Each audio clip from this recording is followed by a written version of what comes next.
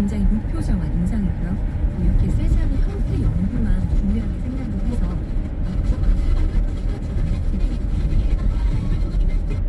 그래서 이재한 교수님께서 르누아르는 F고 읽어보면 다운님 동양인과 함께했던 제가 국가의 재정 수입이 되지 않습니까? 못 뚫죠. 다 지금도 다 뚫긴 하는데 모든 사람이 그냥 아무런 장애 없이 쓸 수 있는지는 좀 봐야 돼요.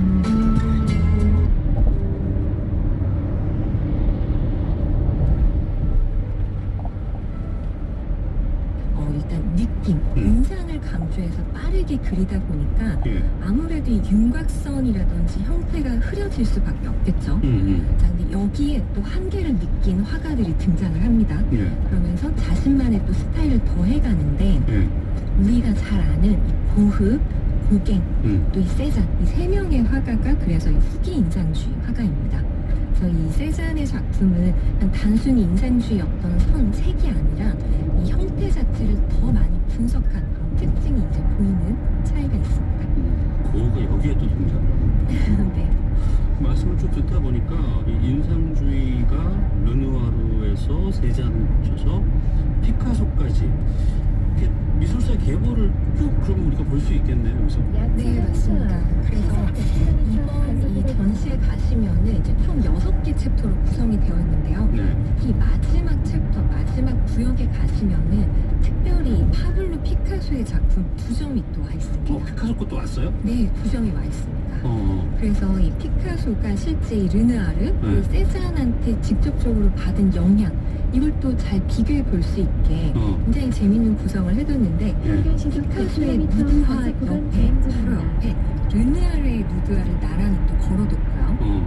또 이 피카소의 정물화 옆에는 세잔의 정물화를 나란히 배치했습니다.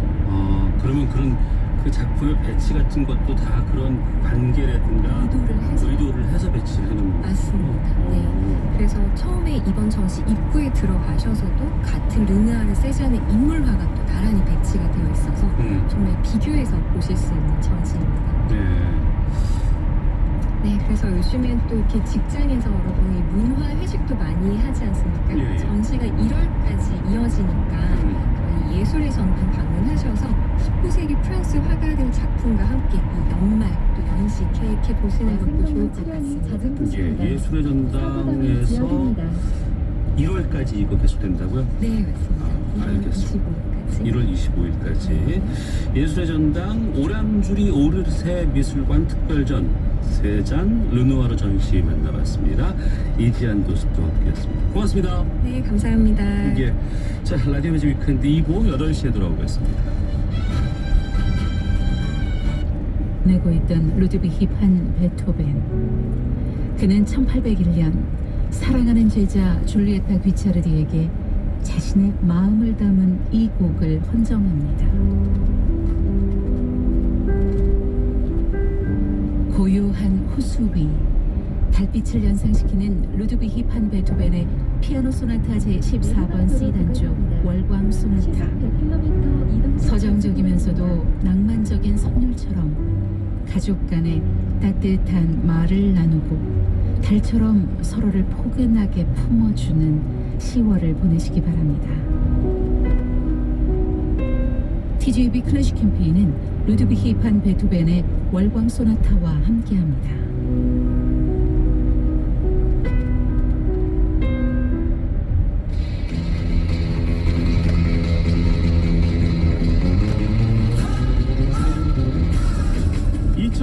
홍성 글로벌 바비큐 페스티벌.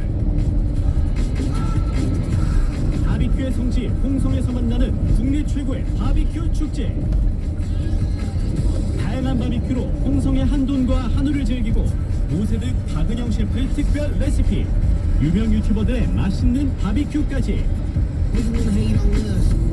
오는 10월 30일부터 11월 2일까지 4일간 펼쳐지는 월요일 한 주간 지역 소식을 모아보는 주간 충북, 화요일 시사 테스터 박마리의 2주의 단어, 수요일 여야의 치열하고 진솔한 대화회장 용호상바, 목요일 박민경 문화캐스터와 함께하는 문화충전, 금요일 강가희 작가의 브런치북과 권미정 아나운서의 경제 한 스푼까지.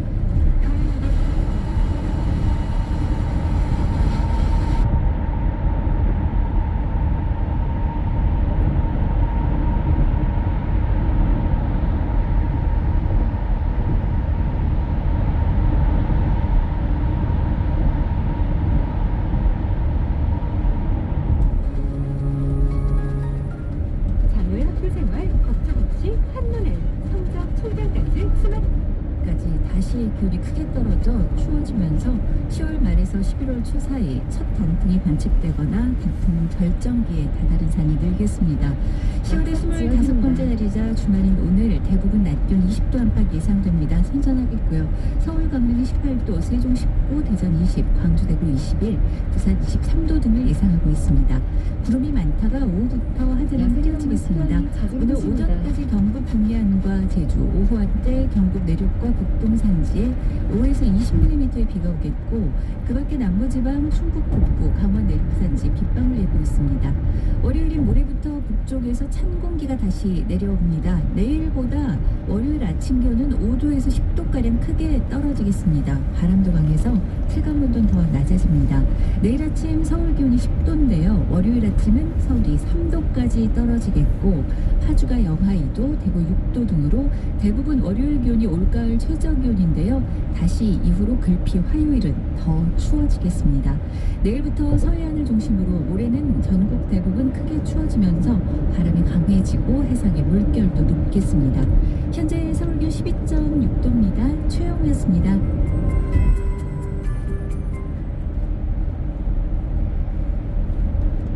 한국인의 중심 채널 KBS 제1라디오가 8시를 알려드립니다.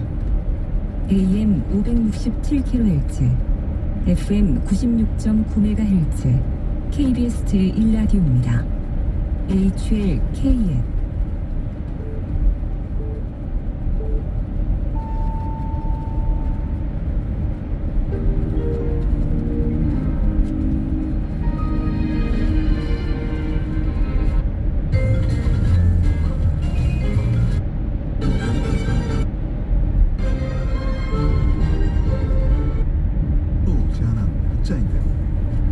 니콜라스는 어린 시절에 책 읽기를 너무 싫어해서 고전을 읽어야 할 시간에 늘 기차 시간표를 들여다봤답니다. 그걸 보면서 상상 속에서 유럽 도시를 여행하곤 했다는군요.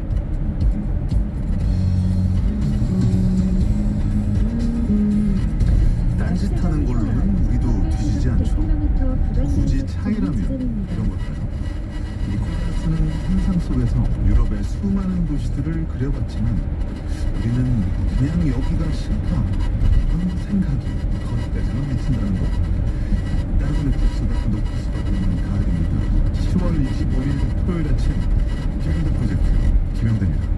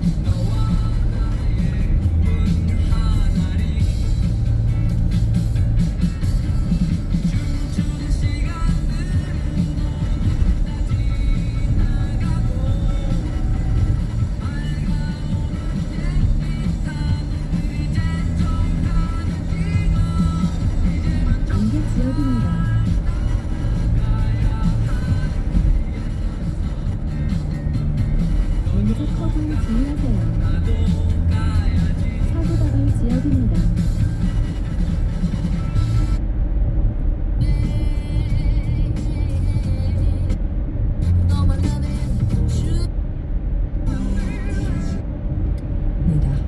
정색입니다. MBC 8시 뉴스 마칩니다. 꿈꾸는 당신이 아름답습니다. 여의도에 뷔페 예약했거든요. 혹시 냉장고에 아직도 명절이 남아있나요? 청취해주셔서 약쟁이 오늘은 사람도 들어요 라고 했고요. 하는 것이 당연히 삐끗이요. 이 정도면 사람 들어야 하지 않나요? 칭찬해주세요. 잘했다 잘했다.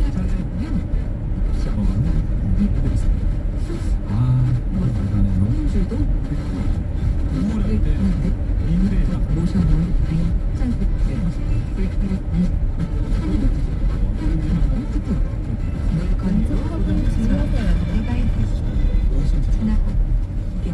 여행 가신 분들 장사를 받으면 여행 나오고 하는데 진짜 효율이 제일 좋은 건 음식인 것 같습니다. 또 잘 안 가봤는데 이렇게 뷔페 같은 거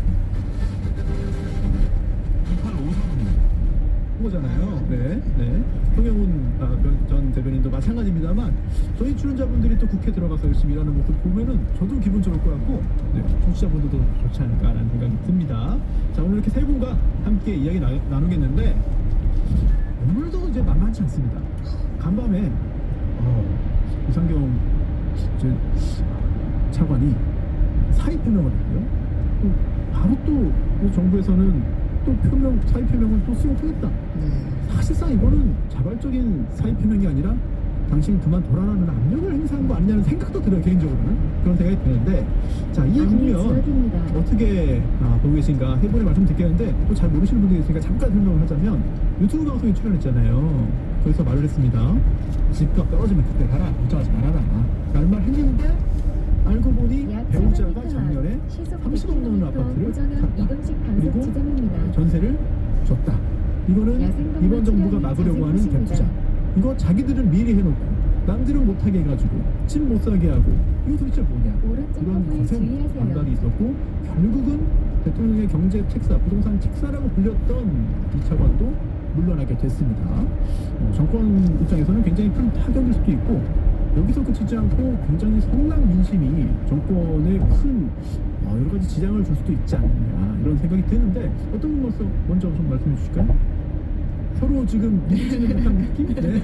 저희가 먼저 하죠. 네네. 이상경 차관이 어젯밤에 이제 사의 표명을 했는데 이걸로 끝날 문제가 아닙니다. 정책 자체가 잘못됐잖아요. 애초의 원인은 정책 잘못이다. 그렇죠. 이 15 부동산 정책은요, 매매 시장, 전세 시장, 월세까지 다 불안하게 만들 겁니다.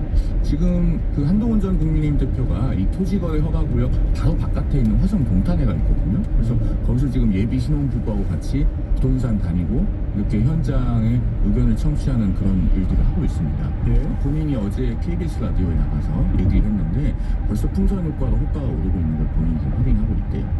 지금 그렇게 되는 거고, 토지거래 허가구역 안에서는요, 네. 이게 지금 이사를 가려면은 쉽게 말해서 원님 도장 받아야 되는 거 아닙니까? 주거 이동성이 크게 감소했어요. 그리고 집을 갈아타려고 할 때 신규 대출이 잘 안 나옵니다. 네. 그러면은요, 1주택을 갖고 있던 사람들도 갈아타기를 위해서 자기 집을 내놓지 않아요. 매매 시장에서 매물이 감소하는 겁니다. 네. 그런데 주택 매매는 최소한의 수요를 없앨 수가 없어요.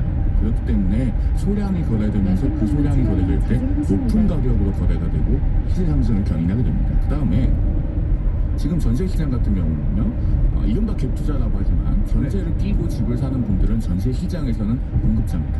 그렇죠. 그러니까 긍정적인 효과, 부정적인 효과 다 있는 거죠. 네. 그러면은 전세 시장에서는 역시나 공급이 감소하면서 올라갈 수밖에 없어요. 실제로 이 대책이 발표된 이후에 서울 강서구의 2,000세대 단지에서 전세 물량 나와 있는 게 1개고, 그 마포의 1,000세대 단지에서는 전세 나와 있는 게 2개고, 이런 것들이 지금 언론에 보도되고 있지 않습니까? 그래서 전세 시장조차 불안하게 만들 것이다. 그 다음에 전세를 구할 수 없으면 사람들이 월세로 몰려가겠죠. 예. 그러니까 이런 부작용들 때문에 이 대책은 하루라도 빨리 철회를 발표하는 게 옳습니다.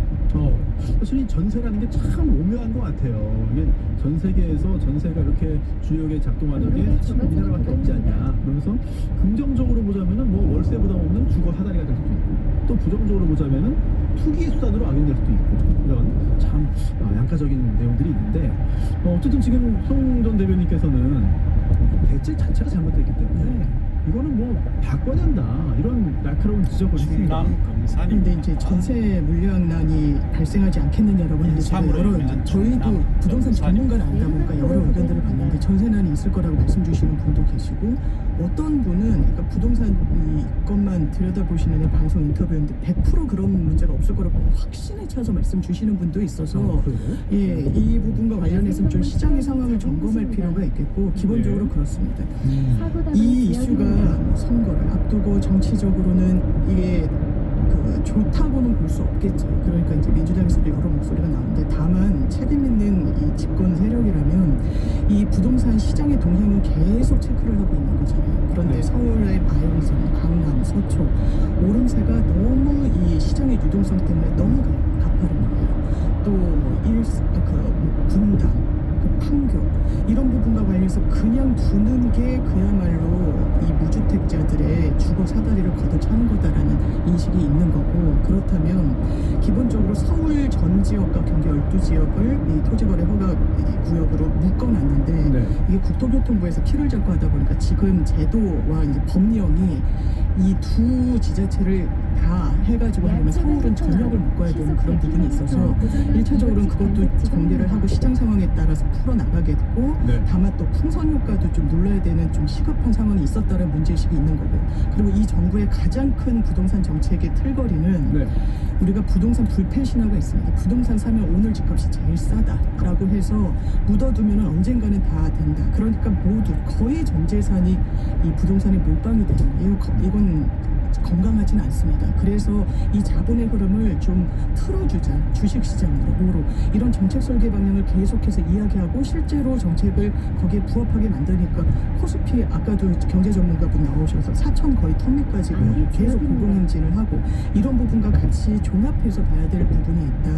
이렇게 말씀드리고 다만 이상경 차관과 관련해서는 실언이 분명하고 고위공직자로서 이건 국민들께 불편함을 드렸습니다. 잘했다고 할 수 없고 민주당 입장에서도 송구하다는 말씀을 드리지 않을 도리가 없는 그 연장선상에서 사의 표명이 있었고 이제 수용 움직임으로 가는 것 같습니다. 지금 송 대변인께서는 정책 자체가 잘못됐다는 지적 그리고 또 장윤미 대변인께서는 지금 상황에서는 할 수 있는 또 해야 되는 정책이었다라는 입장을 밝히셨는데 최 소장님께서 어떻게 보시는지 궁금하거든요. 사실 최 소장님이 신성장 경제연구소 소장이기도 하시고 또 경제 관련된 책도 여러 권 쓰시기도 하고 그럼 소장님 의견이 굉장히 궁금합니다.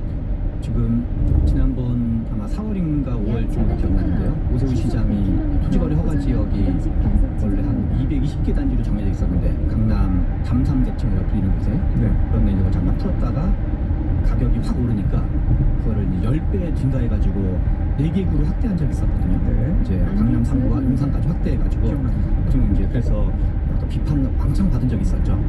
실은 우리나라가 그 전까지는 주택에 대해서 토지를 지정한 적은 좀 드물어요. 잠삼대청 지역도 원래 박원순 시장 시절에 그 앞으로 개발될 예정이니까 토지에 대해서 한 거였었거든요. 그리고 원래 이 제도의 유래 자체가 옛날 강남 개발 당시에 이제 땅투기를 좀 막으려고 60년대 말에 도입된 제도였어가지고. 근데 이제 저는 이재명 정부가 등장해가지고 627, 97, 11호 이렇게 3번 발표를 했는데 627은 전반적으로 실제로 시장의 반응이나 전문가들의 평가도 좋았었어요. 그 문제는 97 대책부터가 뭔가 좀 삐끗한 건데 이제 97 대책 이후에 가격이 오른 건 이제 실제로는 팩트인데 보면은 97 대책 때 좀 제가 보기엔 국토교통부가 좀 미스를 했다고 보여져요. 어떤 미스를 했냐면 97 대책이 핵심이었죠. 공급 대책이었는데요. 2030년부터 135만 채를 이제 착공을 하겠다. 사실은 이제 두 가지 미스를 했는데 하나는 2030년에 무슨 뭐 이렇게 착공이 시작되는 거야. 그러니까 어떻게 보면 2030년 이전까지는 착공이 좀 없다고 해석될 여지가 있는 거죠. 그래서 약간 부동산 전문가들 사이에서는 이게 약간 공급이 있는지 불투명한 공급 대책 아니냐.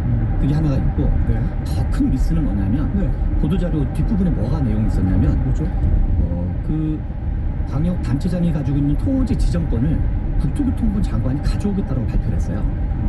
그랬더니 사람들한테 뭐냐면 그리스는 토지가 확대된다는 얘기네? 그렇죠. 그런 라고 돼서 그래서 그때부터 가격이 상승하기 시작해요. 그러면은 나중에 막힐지 모르니까 지금 살짝 일종의 사재기가 된 거죠. 수요를 좀 또 촉진시키는. 네, 그래서 실은 커브에 주의하세요. 그래서 가격이 오르니까 11호 대책을 낸 거예요. 근데 가격이 오른 거는 그 미스 때문에 그런 거예요. 미스. 그러니까 97 대책이 보도자료에 있는 내용 중에 토지 권한 두기통 장관도 옮길 예정이다. 예. 그러니까 옮겨? 그러면 한 달 그리고 계속 보도가 나왔잖아요. 네. 그 이제 언론 보도가 계속 나오기 시작했고요. 아마 보신 분도 많이 있을 텐데. 그래서 저는 이게 이제 노무현 문재인 정부 때 어떤 뒤였던 경험이랄까요. 근데 노무현 문재인 정부 때 부동산 가격이 오른 거는 약간 이제 사이클에 걸린 측면도 있고, 특히나 문재인 정부는 코로나 유동성에 걸렸었거든요. 그때는 재밌는 거는 강남만 오른 게 아니라 강북도 오르고 서울만 오른 게 아니라 경기 인천도 오르고 네. 수도권만 오른 게 아니라 비수도권 돼서 다 2배 이상 뛰었어요. 근데 최근에는 재밌는 게 특정 지역만 오르고 있어요. 그래서 강남 3구, 마용성, 그다음 마용성 인접 지역만 오르고 있었거든요. 경기도도 아주 일부, 경기도의 가장 상급지라고 불리는 데 오르고 있어서 이게 실은 사이클도 걸릴 리가 없고 몇 년 안 됐거든요. 우리나라 전분기 최고점이 이제 2021년 4분기이기 때문에 아직 사이클도 많이 남았고, 근데 지금 오르는 현상의 가장 중요한 현상은 똘똘한 한 채 때문에 오르고 있는 거예요. 근데 똘똘한 한 채는 일종의 이제 지역에 세 채 한 40억을 갖고 있는 사람이랑 강남 3구 한 60억을 갖고 있는 사람으로 치면 강남 3구 60억이 세제 혜택이 훨씬 좋거든요. 지방이 약간 더 불이익을 받고 있거든요. 그래서 지방 부자들이 서울로 올라오고 있는 거예요. 그래서 실은 제가 보기에는 정부가 이제 노무현 정부랑 문재인 정부 때 진보 정부는 부동산으로 망했다라는 게 일종의 어떤 숙설 아닌 숙설처럼 되고 있는데, 네. 그냥 경험칙으로는 지금 2번 다 그렇게 된 꼴인 거거든요. 우연이든 뭐든 간에. 네. 그래서 그거를 방어하려고 뭔가 좀 선제적이고 적극적으로 하려고 했으나, 네. 일단 제가 보기에는 지금 분당부터가 좀 약간 미스한 게 있고, 그리고 이제 민주당 주변의 부동산 어떤 농객이나 전문가들 중에서도 약간 좀 이상한 사람들 제가 보기 없지 않아 있는데, 너무 좀 과도한 얘기를 한다든가, 시장 진단을 좀 자의적으로 한다든가, 예를 들면 아니면 이제 예를 들어서 보유세를 올리면 무조건 다 해결되는 것처럼 얘기하는 게 대표적으로 말도 안 되는 얘기거든요. 말이 안 돼요? 그거는 이제 완전히 별도 얘기를 하는데, 집값이 그 노무현 정부랑 문재인 정부 때 네. 경험치로 다 2배가 뛰었어요. 예. 우리가 강남에 40억이면 예. 5년만 버티면 80억이 되는 거예요. 경험치로. 세금 1, 2% 걷는다고 그걸 토해내겠어요? 그러니까 세금으로 부동산을 잡는 게 전 세계 아무 나라도 없고, 그렇게 말해요. 사례도 없고, 그럼 망상이죠, 망상. 방상이라고. 네, 그래서 세금으로 잡으려면 보유세를 잡아 한 20%는 걷어야지 세금으로 잡히는 거지. 몰수에 준하는 걸 해야지 잡히는 거지. 예. 그래서 실은 제가 이제 경제와 정치의 연결 이런 거에 관심 많은데, 노무현 문재인 정부 때 정권을 왜 뺏겼냐? 네. 가격이 올라서 뺏긴 게 아니라 종부세 때문에 뺏긴 거예요. 그래서 저는 가격이 오르는 건 실은 부동산 상승기 때는 노력해도 어려운 점이 있거든요. 그러나 이제 종부세는 완전히 반감의 정도가 다르기 때문에 저는 이제 보유세는 네. 보유세를 높이고 거래세를 낮추는 것 자체를 반대하는 게 아니라, 세제 합리화 차원을 반대하는 게 아니라 부유세라든가 어떤 가격을 잡으려는 거, 그건 좀 다른 거다. 네. 그래서 저는 이제 이 11호 대책이 저는 약간 닭 잡는데 소 잡는 단순 사건이라고 생각을 해요. 우리가 이제 적절한 사건의 크기가 있고, 그 크기에 맞게끔 정부가 적절히 네. 대책했으면 좋은데, 네. 뭐랄까 너무 과한 대책, 그러니까 약간 좀 의욕과잉이라고 할까요? 그래서 저는 이거를 이제 정치적으로는 좀 이제 어떤 닭 잡는데 소 잡는 탈을 써서 좀 뭔가 이렇게 해야 되는데, 이후에 이게 워낙 큰 거를 센 거를 써가지고 뭔가 좀 어떤 어떻게 이걸 국면을 할 건지 좀 깊은 고민, 뭐 후속 대책이 됐건 아니면 뭐 연착륙이 됐건 그런 게 필요한 사안이 아닌가 싶습니다. 저는 최병천 소장님과 뷰가 완전히 달라서 완전히 좀 말씀드려야 될 것 같아요. 예, 일단 문재인 정부가 세금 때문에 정권을 내준 거지 집값이 올라서 내준 게 아니다. 이 말씀을 통계로 보면 도저히 동의를 못하겠어요. 그래요? 2017년 5월 말 기준으로요. 예. 문재인 정부가 출범할 당시에 KB 부동산 시세, 우리가 왜 KB 시세를 보냐면은 한국주택은행이 국민은행과 합병해서 만들어진 게 KB이기 때문에 옛날 주택 통계를 옛날부터 내왔습니다. 네. 그래서 그 통계를 보는 건데, 당시에 KB 시세 기준으로 서울 아파트 중위 가격이 6억 600만 원이었어요. 2017년 5월에 중위 가격. 그런데 문재인 정부가 끝날 때는요 12억 원대가 돼서 2배가 됩니다. 진짜 좋네. 그 다음에 윤석열 정부 3년간 한 1억 원 정도 올랐고요. 그 다음에 네. 6.27 대책이 시장에 반응이 좋았다고 하는데, 이걸 역시 통계를 보면 동의를 못하겠어요. 왜냐면 그 서울 아파트 중위 가격이 이재명 정부 3개월여 동안 한 5천만 원 올랐습니다. 벌써. 그러면 6.27 대책이 시장에 반응이 좋았으면 이렇게 빠르게 오를 수가 있나요? 그러니까 본인들도 97 대책 내놓고 15 대책 내놓고 하고 있는 것 아닙니까? 그런데 6.27 대책의 핵심은 주택담보대출을 일률적으로 6억 이하로 묶은 거잖아요. 그걸로 안 통하니까 이번에 어떻게 했습니까? 15억 이하는 6억, 그 다음에 15억에서 25억까지는 4억, 25억 이상은 2억 이렇게 구간을 세분화해서 담보대출을 더 틀어막았죠. 이거 안 통하면 그 다음에 뭐 할까요? 이제는 일률적으로 더 좋을 겁니다. 시장이 예측할 수 있어요. 이제는 627 대책과 1015 대책을 비교를 해보면. 그러니까 627 대책 자체가 나쁘지 않았다는 말씀에 저는 여전히 동의를 못하겠어요. 다만 보유세 올린다고 사람들이 선호지의 아파트를 내놓진 않을 것이다. 이 분석은 저는 동의합니다. 왜냐하면 이것을 온몸으로 보여주시는 분이 부인철 경제부총리거든요. 본인이 이번 주 월요일 주간에 많이 보도된 발언이 뭐가 있었습니까? 50억 아파트에 세금 5천만 원 올리면 버틸 수 있겠냐라는 건데요. 본인이 가지고 있는 그 교토동 아파트가 지금 50억을 받아보고 있어요. 그리고 그 아파트를 2013년에 8억 9,100만 원의 경매로 낙찰을 받습니다. 2019년에 이분이 문재인 정부에서 기재부 2차관이었어요. 당시 문재인 대통령이 살지 않는 집은 팔라 그랬거든요. 그 개포 주공 1단지를 산 다음에 재건축으로 철거될 때까지 그분은 한 번도 들어가서 산 적이 없어요. 그런데 여기는 재건축 조합원 지위 이전이 안 돼서 못 팝니다 라면서 버텼거든요. 뉴스타파가 보도한 바에 의하면 알고 보니 팔 수 있었다는 것 아닙니까? 사업 시행 인가 후에 3년 내에 착공을 못하면 팔 수 있는 예외 조항이 있었어요. 안 팔고 버텨서 지금 45억입니다. 곧 50억 가는데 이분이 그러면 보유세 5천만 원 올리면 팔아요. 경제부총리부터 그러고 있기 때문에 보유세 올린다고 해결이 안 되고 결국은 대대적이고 구체적인 공급 대책을 내놔야 됩니다. 지금 이제 부동산 때문에 대선에 졌다라는 말은 좀 구분할 필요가 있는데 우리가 가격이 상승한 건 팩트예요. 그건 앞서 얘기도 했었고 맞습니다. 노무현 정부 때도 대략 한 2배 가까이 올랐고 문재인 정부 때 대략 한 2배 가까이 올랐어요. 근데 그거는 이제 홍 전 대변인 좀 오해를 한 거 그런 건 이미 내용 이제 얘기를 했었고 그런데 가격이 인상된 것 때문에 선거를 쳤다고 하면은 예를 들어서 소외 지역이 뭔가 이렇게 상실감 때문에 그런 반발을 하거나 표가 어디 이동하는지 문제랑 관련된 거예요. 예를 들어 서울 지역으로 치면 강남 3구 마영성이 있는데 서울 변두리 지역에서 표가 이탈했다든가 비수도권에서 뭐 상실감이나 그런 것 때문에 이제 이탈을 했다든가 실은 표가 어디를 이동했냐 보면은 한강벨트가 표가 바뀌었어요. 그러니까 예컨대 우리가 노도강이라고 불린 거나 금강구라고 불리는 약간 그 집값이 덜 오른 지역 그런 쪽은 강력한 민주당 지지자고 그리고 우리 주택 구매의 중심축이 30대 중반부터 50대 중반 사이거든요. 거기가 민주당의 가장 높은 지지율이 나왔다는 거였어요. 2022년 대선 기준으로. 그래서 집값 구매와 관련된 영향을 받은 쪽은 민주당을 어떻게 보면 가장 적극적으로 찍었던 사람들이고 집단으로 봤을 때 다만 표가 어디가 움직였냐 그랬을 때 한강벨트가 2020년 총선에서 민주당을 압도적으로 지지하다가 2022년 대선에선 윤석열 후보를 지지하는 경향으로 바뀌었거든요. 그래서 실제로는 한강벨트 이콜 종부세 벨트를 의미하고 그런 측면이기 때문에 그런 측면에서 얘기하고 두 번째는 부동산은 실제로 우리가 경제에서 경기 변동론은 거의 거시경제학의 정설이거든요. 경제학자 중에 경기 변동을 무시하는 사람이 없는데 부동산도 실은 경기 변동이 작동을 해요. 부동산 쭉 사이클이거든요. 근데 우리나라 전고점이 최 높았을 때가 2021년 4분기였고 가장 낮았을 때가 2022년 한 3, 4분기 정도였는데 그러면 당연히 저점을 찍고 오르는 거는 어떻게 보면 경제 순환상 당연한 거거든요.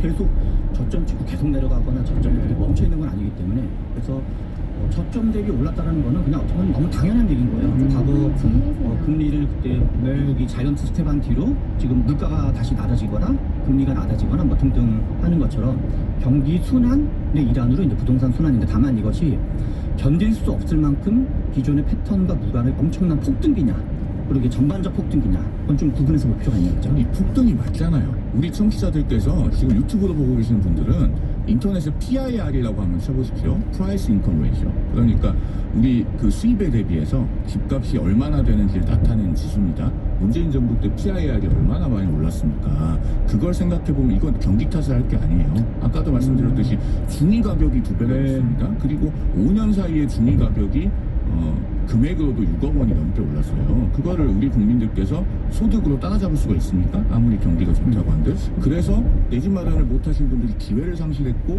그 상실감 때문에 정권이 교체가 된 거예요. 한강벨트 말씀하셨는데 서울 전역에서 2022년 대선에서 이재명 후보가 5%나 졌잖아요. 그걸 생각해보면 이게 한강벨트만 탓할 겁니까? 그 지역은 인구 구성이 일부 바뀌었겠죠. 그런데 바로 그렇게 아파트가 들어오면 보수화된다는 것을 우려해서 지금 민주당 정치인들의 상당수는 강북을 환골 탈퇴시킬 생각을 안 합니다.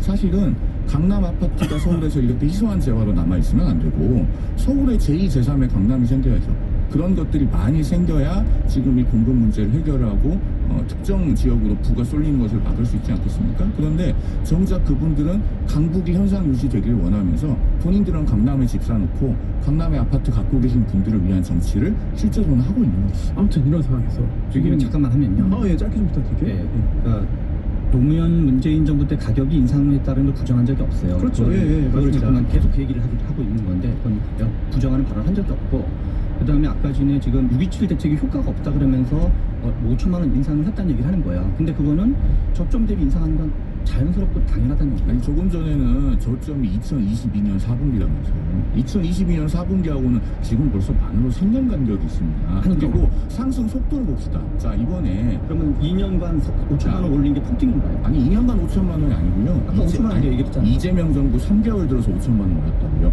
KB 부동산 시세는요. 인터넷에 들어가면 다 나와요. 지금 제 말이 틀리면 시청자들께서 찾아보시고 송영은 너 틀렸다라고 실시간 채팅창에 바로 올려주실 겁니다. 근데 인터넷 시대에는요. 이렇게 팩트에 안 맞는 말씀 자꾸 하시면 안 돼요. 그리고 15 부동산 대책 나온 뒤에 우리 언론에서 이 KB 중위 가격까지 그래프 그려서 다 인포그래픽으로 만들어서 올렸습니다.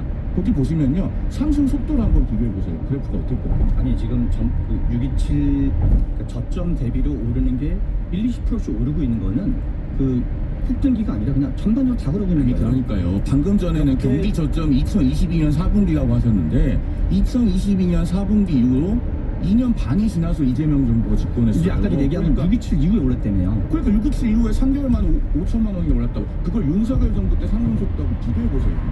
아무튼 알겠습니다. 아니 경기 저점을 윤석열 정부 초반에 통과했는데 러시아 우크라이나 사태 훨씬 가팔려졌잖아요. 훨씬 가팔렸잖아요. 러시아 우크라이나 아니 사태 그럼 이후로 본인이 말씀하신 경기 저점하고 안 맞잖아요. 자꾸 무슨 돈 얘기를 하시잖아요. 알겠습니다. 네, 이 부분은 또 과거 있었던 그런 데이터도 필요하고 또 그 분석의 또 영역이기 때문에 이 정도로 하고요. 그래서 지금 당국이 이런 말도 했어요. 아니 그 실수요자 등에게 큰 피해 가지 않는 정책이다.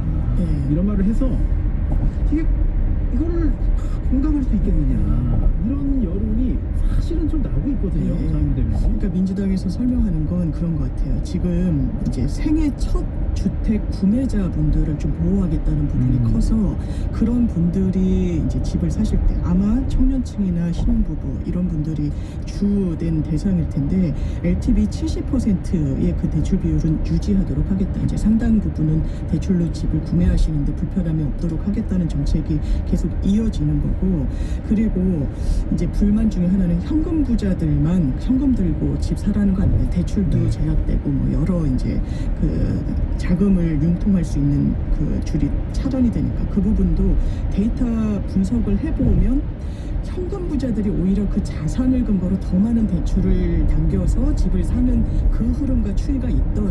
그렇기 때문에 저도 초고강도 대책이죠. 이 부분이. 그러니까 일단 대단히 그 흐름에 대해서 막아야 된다라는 문제의식이 상당히 강했기 때문에 나왔지만 실제로 보호하려고 하는 그 타겟층을 좀 분명하게 하고 그분들이 큰 손해를 보는 일은 없도록 이제 하겠고 앞으로 더 그렇게 보완하겠다는 말씀을 드립니다. 그럼 앞으로 이제 정부 입장에서는 이 부동산 관련된 민심을 좀 우호적으로 돌려놔야 그래도 다른 정책 관련해서도 힘을 좀 받을 수 있고 또 계속해서 지지율도 유지가 되지 않을까라는 생각이 드는데 그렇습니다. 가장 중점적으로 보고 있는 게 무엇이며 앞으로 어떤 기조를 이어갈 것이냐 이것도 좀 궁금하고 그래서 지금 설명도 앞서 이제 말씀 주셨지만 일단 공급 대책이 왜 나오지 않았냐라고 특히 국민의힘에서 많이 말씀을 주고 계시는 부분도 있고 그렇다면 이 부분이 연말에 종합적으로 발표될 공급 대책과 이걸 종합적으로 쌍으로 봐주시라 이게 그래야 이제 완결이 되는 이 정책이다라고 말씀드리고 공급에도 당연하지만 소홀함이 있어서는 안 되는 부분이 있고요. 또 보유세에 대해서도 이 세제를 건드린다는 건 너무나 큰 이제 조세 저항도 있을 수 있고 그래서 이제 민주당 내에서도 이걸 당장 하는 게 맞느냐라는 문제의식이 있고 진성준 전 정책위 의장 같은 분은 오히려 이 세금을 건드리지 않아서 부동산 문제가 제대로 잡히지 않았을 때의 그 반편향도 분명히 생각해야 된다. 다만 민주당 안에서는 이 최병천 소장님 말씀 주셨다시피 보유세로 정말 물건을 내놓게 하는 부동산 시장에 매물로 내놓게 하는 동인이 충분할 것인가에 대한 문제의식이 있어서 당장 그 부분에 대해서 손을 대거나 올린다거나 그럴 기류는 좀 없는 것으로 보이고 다만 뭐 OECD 기준으로 봤을 때 대한민국의 보유세는 상당히 낮고 한 50% 수준인가 그렇다고 하더라고요. 다만 이제 거래세는 또 높은 편이 있어서 만약에 손질이 가해진다면 종합적으로 이런 부분이 돼야 될 것 같습니다. 네. 자, 이렇게 부동산 관련해서 정말 뜨겁습니다. 정말 뜨겁고 사실 이게 경제 좀 측면에서 분석하는 것도 필요하고 또 결국은 또 정치하고도 연결되는 그런 부분들인데 계속해서 부동산 관련된 얘기들을 할 기회가 앞으로도 많이 있지 않을까 하는 생각이 드는데 또 많이 그런 기회가 있으면 안 되겠네요. 오히려 부동산 얘기를 정치 토론 시간에 할 일이 없기를 바라면서 할 일이 없게 만들려면 이재명 대통령께서 지금까지 해왔던 대로 하시면 됩니다.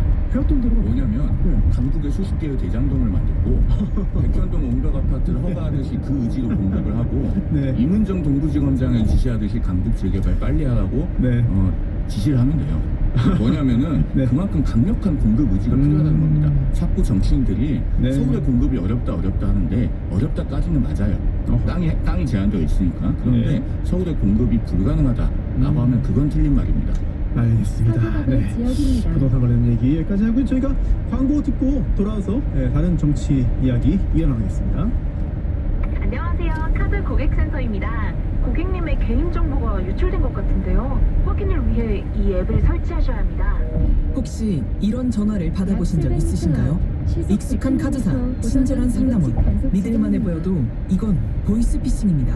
어떤 기관도 절대 앱 설치를 요구하지 않습니다.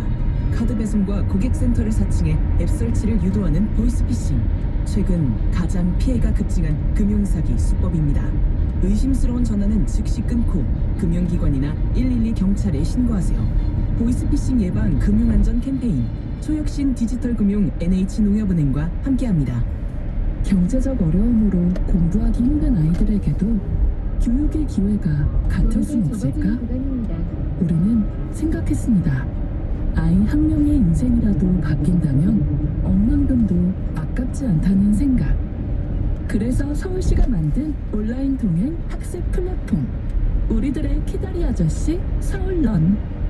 무료 인강과 멘토링, 영어 캠프까지 경제적으로 어려운 아이들의 공부에 힘을 보탭니다. 서울런 관련 문의는 120. 이 캠페인은 동행매력 특별시 서울시와 함께합니다. 네, 부동산 얘기 치열하게 나눴고요. 남은 시간은 이번 주 정치 이슈들 다시 한번 살펴보겠는데 최민희 위원장 MBC 국정감사 중에 이제 업무보고 받으면서 나에 대한 보도가 편향했다 이러면서 보도본부장 퇴장시켰습니다. 이거 살펴보기 전에 짧게 이번 주도 김건희 씨 얘기를 안 할 수가 없습니다. 종묘 차담회 수사받는 중에 경복궁 얘기도 나왔고요. 또 현장 사진까지 공개되고 심지어 영상하고 침소 등에 뭐 들어갔다 이런 얘기도 나오면서 이게 도대체 무슨 일이냐 이제 뭘 들어도 놀랍지도 않아요 이제 이런 지경인데 게다가 또 건진 법사가 정말 나는 고가품을 줬다 라는 이야기까지 내놓으면서 정말 이 끝이 어딘가 정말 참담하다는 생각을 지울 수가 없는데 강인미 대변인은 어떻게 보셨어요? 그러니까 대한민국 국격을 떨어뜨려도 이 정도로 떨어뜨려도 되나라는 거예요. 건진법사라고 하는 정선배 씨가 줬다. 그리고 실제로 특검도 이걸 다 확보를 했어요. 왜냐하면 샤넬백 2개를 갖다 줬는데 그거를 다 이게 교환해 갔거든요. 그래서 샤넬 그 매장의 직원이 증인으로 나왔습니다. 그 당시에 유경옥 행정관이 영상 통화를 하는데 그 건너편에서 들리는 음성이 김건희 씨 음성으로 추정된다는 거였어요.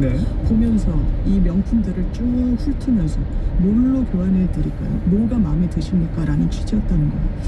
뇌물을 받고 부적절한 청탁의 대가로 명품을 받아 챙기고서 교환을 해가는 영부인을 저희가 용인해야 되겠습니까? 그리고 명성황후 침전에는 왜 들어갑니까? 거기에 대해서 다른 경호원들 불리고 대통령 부부만 10분 가까이 있는 그 이유가 뭡니까? 특권, 완전 손바닥에 왕자를 쓰고 나왔을 때 걸렀어야 되는 건데 그걸 못 걸은 그 후폭풍을 우리 국민들이 이렇게 감당해야 되는 건 좀 참담하게 생각합니다. 네, 송 대변인께서도 이 뉴스 접하면서 여러 가지 생각이 들었을 것 같은데 국민의 입장에서도 좀 명확하게 선을 긋고 명확하게 정리를 해야 되지 않을까라는 생각이 개인적으로 들거든요. 당연히 명확하게 선을 그어야죠. 그런 점에서 제가 주초에도 우리 CBS에 나와서 그 윤 전 대통령 면회 간 것 적절하지 않다고 많은 비판의 말씀드렸습니다. 그리고 김건희 씨의 여러 가지 그 대통령 배우자 시절의 행적들에 대해서도 역시나 저희가 할 말이 없죠, 사실. 왜 거기 갔는지도 모르겠고 그다음에 그 가방 받은 거는 지금이라도 받은 게 맞다고 법정에서 인정하는 게 본인에게 좋아요.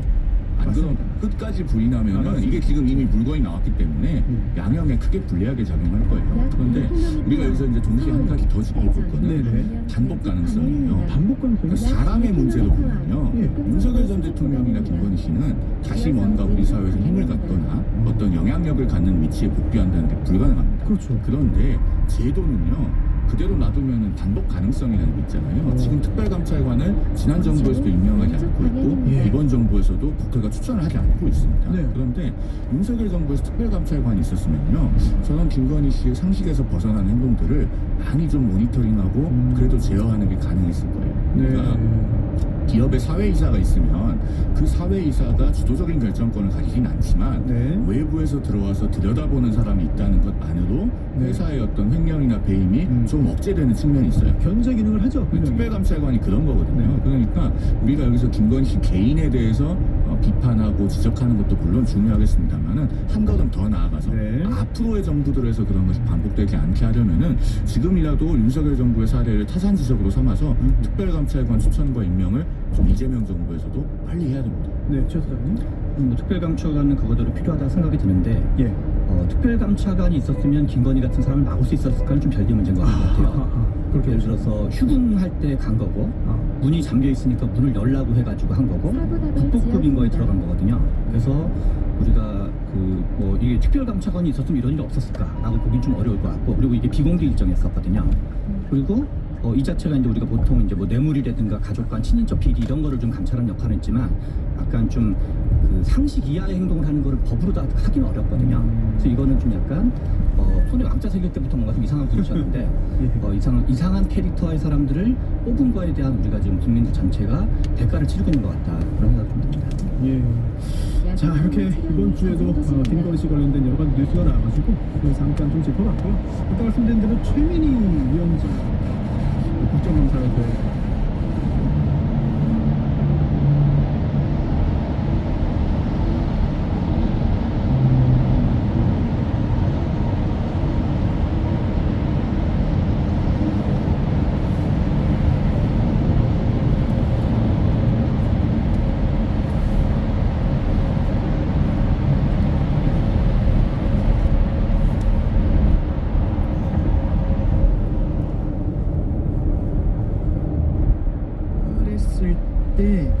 이 보도 본부장을 보도 내용과 관련해서 질타하는 거 적절하다고 할 수 없을 것 같습니다. 내보냈어요? 내보내는 거 적절하다고 할 수 없고 거기에 대해서도 MBC에서 이 항의 성명이 나오고 거기에 대해서도 유감 표명이 나온 부분과 관련해서 그러면 이제 최민희 위원장이 본인도 성찰하겠다라고 이야기를 하면서 물러서고 이제 사과의 말씀을 좀 드렸다는 점 말씀드리고자 하고 이런 이제 뭐 목소리 그리고 질타 이런 부분까지 다 좀 새겨서 이 과방위에서도 나오는 내용이 뭐 회의 진행하고 이런 거 100번 잘해봤자 한 번 이렇게 하면 과요불급이다. 뭐 박지원 의원이 의견을 표명하시기도 했던 부분까지 다 새겨서 더 좀 반성하는 모습 보여드리겠다는 말씀드립니다.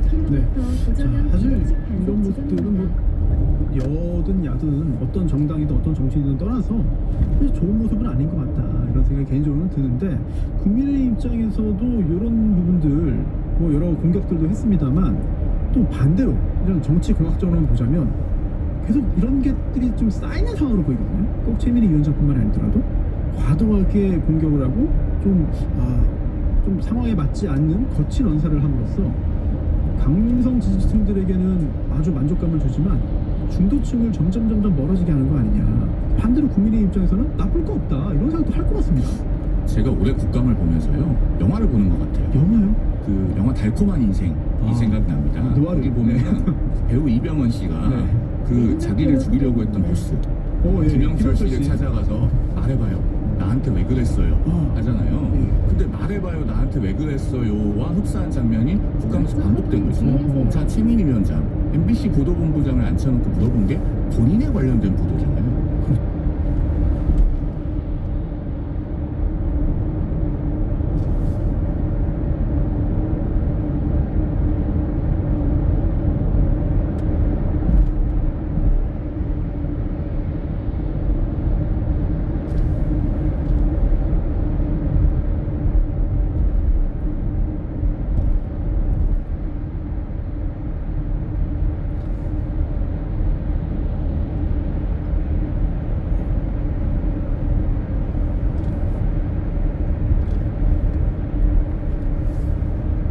국회 안에서 제어가 안 돼서 그런 거예요. 지금 그 민주당 의원들 본인들은 각자 달콤한 인생을 살고 계신지 모르겠는데 국민들께서는 이거 보시면서 아, 국회 개혁이 정말 필요하구나. 출연이 잦은 곳입니다. 정기 의원님 말씀 한번 듣고 볼까요? 예, 일단 이게 꼭 민주당만의 문제도 아니고 강성의 목소리를 내야 이 안에서 뭔가 또 주목을 받기도 하고 당내 경선이나 이런 부분에 있어서 유리한 고지를 좀 점하기도 하고 이게 양당의 좀 한계로 작용하는 것 같아요. 그리고 유튜브 채널이란 게 또 강성의 목소리를 마치 보편의 목소리인 것처럼 시로 나르기도 하고 이거 양쪽에 다 좀 진단과 정확한 진단에 따른 대안이 있어야 될 시점까지 이미 와버렸다는 생각이 많이 듭니다. 알겠습니다. 자, 그럼 또 현실 정치를 하지 않으시는 초보자님께서는 지금 이 국정감사에서 보이는 여러 모습들을 보면서 어떤 생각을 하셨을지. 내리막도로 구간입니다. 약간 좀 앞에서 말씀하신 거랑 좀 비슷한 문제이신데 김민수 최고위원인가요? 우리나라 코스피가 오르고 있는 건 중국이 다 매입하고 있는 거다. 아니 전부 다 중국이에요. 어떻게? 그러니까 그래서 이분은 무슨 정신으로 저런 얘기를 하시나. 근데 나름 이제 또 생긴 것도 멀쩡하시고 생각도 멀쩡하고 멀쩡하게 문제가 없습니다. 그런 거의 1등 했던 거죠. 최고위원 1등인가 2등 했던 걸로 기억하는데 그래서 이렇게 압도적인 1, 2등을 갖췄던 거는 왜 어떤 좀 일반인 생각하기에는 좀 저런 걸 했을까. 그러니까 지금 민주당의 일부 의원들도 국감 초반에도 좀 과한 거 막 하고 국감 막판에도 과한 걸 하더니 근데 또 이제 그 최고위원이라는 분들이 하는 걸 보면서 옆에서 말씀하신 것처럼 약간 정치가 유튜브화 되는 거 아닌가. 정치가 유튜브화 되면서 이게 자극적인 얘기라면 정치권의 속설 중에 인지도가 깡패다 이런 표현이 있거든요. 그래서 국민들에게 비호감을 설령 일으키더라도 약간 노이즈를 세게 일으켜가지고 주목을 쫙 끌어가지고 좀 지나고 또 잊혀지기도 하고 어떤 좀 강성 지지층들은 좋아하는 게 있거든요. 그래서 이게 민주당 쪽도 그런 사람들이 좀 너무 많이 이번에 국감에 등장했고 또 국민의힘에서도 지금 이제 계속 옛날 장동혁 최고 그 당대표 되는 과정도 그렇고 뭔가 센 얘기하는 경쟁 이런 것처럼 정치가 좀 가는 거 아닌가 싶습니다. 아니 송영호 대변인께 물어보고 싶은데 이 김민수 최고위원 계속 그 중국 얘기하는 거잖아요. 이게 정말 그렇게 소신이 있어서 정말 그렇게 믿어서 하는 겁니까? 아니면은 정치적인 유리함을 위해서 그런 발언들을 연합하는 겁니까? 좀 궁금해요. 그러니까 본인이 믿어서 하는 거든 아니면 이익이 된다고 판단해서 하든 간에 이익이 되어서 하는 것처럼 보이면 그건 이미 실패한 메시지입니다. 그러니까 그게요. 팩트하고 너무 동떨어지게 얘기하면 저 사람은 정치적 이익을 위해서 오버하는구나 라고 보이는 거예요.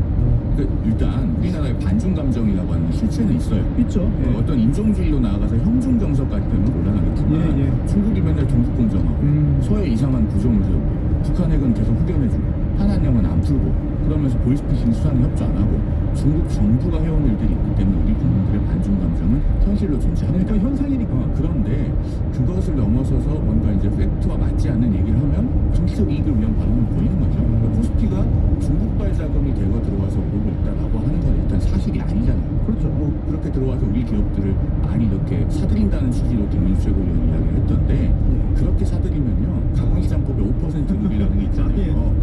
다 공시가 뜹니다. 5% 이상 보유를 하게 되면 그런 공시가 대거 나오고 있는 상황이 아니잖아요.